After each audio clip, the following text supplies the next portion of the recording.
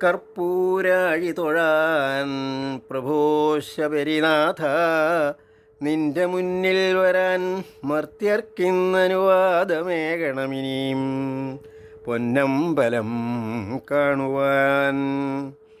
കീർത്തിപ്പെട്ട ഭവത്തനും ശബരിപീഠത്തിൽ വിളങ്ങും മഹാതീർത്ഥയാത്രയോടൊത്തു കാണുവതിനും യോഗേശ ശം നൽകണേ.